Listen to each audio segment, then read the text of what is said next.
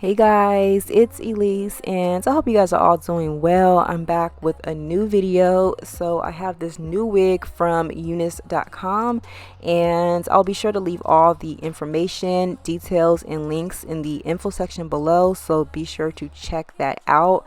I will also provide a discount code, so just in case you guys are interested in saving an additional 10% off of your purchases, use discount code MyUnice to be able to save a little extra cash.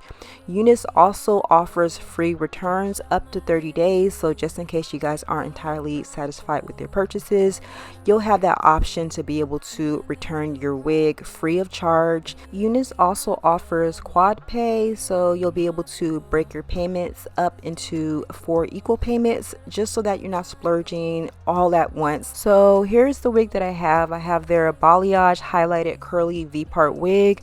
Now my wig is 150% density, 20 inches long, and once again it's in that curly texture. But right now I'm just co-washing the hair. I'm going in with my silicone mix conditioner and I'm detangling using my Felicia Leatherwood detangling brush, and this wig got very minimal shedding. That is literally all I got after detangling the entire wig, which was definitely a plus.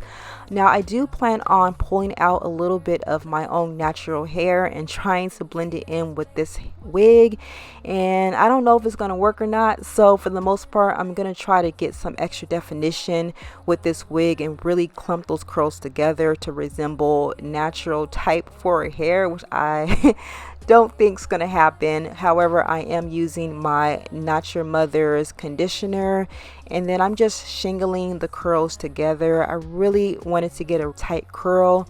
However, for the most part, it just pretty much looks the same way it came. Now I just went ahead and I shingled up the curls, clumped them together, and I allowed the wig to dry laying down for a few hours on a towel, and then I put it on a canvas block to allow it to dry the remainder of the way. And this is what it looks like. Curls are popping. I'm in love with the color.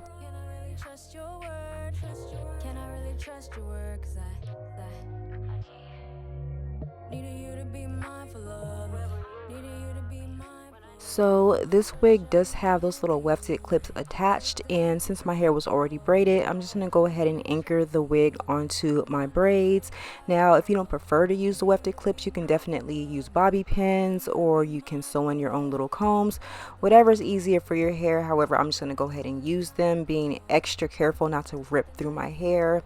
Now this is the hard part, because I had a few of these wigs before in the past and I cannot for the life of me get them to look supernatural, kind of like around that outer band.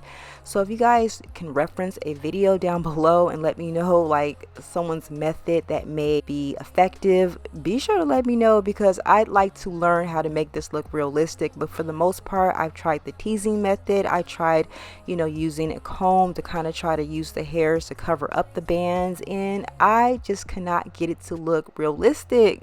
Like, I don't even really know. So for the most part, I am just going to pull out my natural hair and we're going to try to get it to blend in with this wig. I don't know if it's going to work, but we shall see.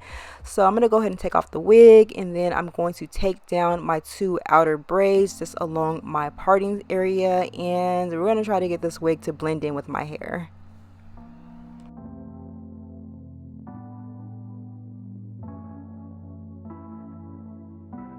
Talking every day, I kinda knew it. You know just what to say. Won't overdo it. It's when you're looking that way. You know that I gotta say. You know that I think So when I braided my hair, I completely forgot that I blew it out. So I'm going in with a lot of water and a lot of gel in order to help encourage my hair to revert back. Now I'm using my extreme wet line gel to kind of help encourage my hair to spring back up. I'm also using the shingling method to kind of help with that. And I know you guys noticed that my hair is turning a little white. I do have a lot of product sitting on my hair from when I braided it. And a good way in order to get rid of that extra product is by using your diffuser attachment on your blow dryer and then just blow drying that dry, or you can simply just wash your hair out. Now my hair is due for a wash, and I'm trying to get better at washing my hair at least once a week. So Yeah, it's the perfect time. But I have this product and I had it for a while now, and this is the Curlsmith hair makeup in the color copper, and I decided to pull it out just to kind of add highlights to my hair so that it blends in better with the wig.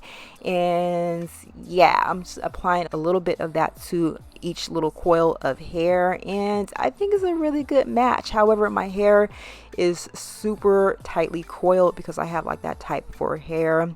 I don't care at this point. I'm just like, okay, we're gonna get this to blend in by any means necessary. So I'm gonna go ahead and do the other side, once again using a lot of water, a lot of gel, and then I'm gonna go in with my Curlsmith hair makeup and just apply that to kind of give it like a subtle little highlighted look. And I'll see you guys once I'm done with that.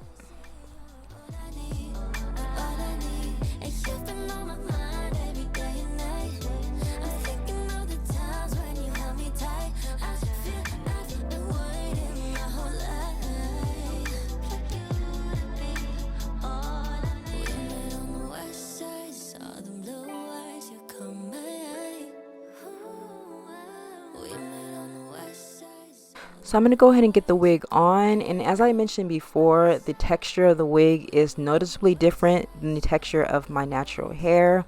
I am well aware of that. However, I'm going to try my best to get my hair to blend in flawlessly.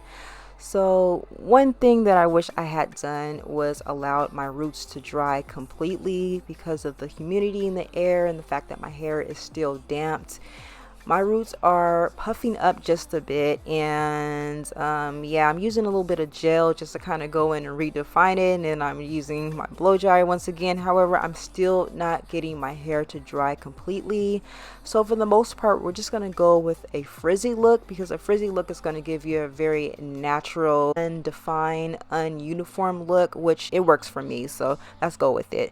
Right now I'm just smoothing out my hair, and then I'm just going to use this little elastic band that came with the wig just to allow that to kind of lay flat and get everything to just sort of mesh well and go together. I let that sit on my edges for about 30 minutes, and yeah, now this is what it's looking like. You guys are noticing that my hair really shrunk up, it really curled up, and you do kind of notice the difference between the two. However, if you kind of go through the wig with a wide tooth comb, you can add some volume, add some frizz, get everything to kind of mesh well together. And so for the most part, it just kind of works.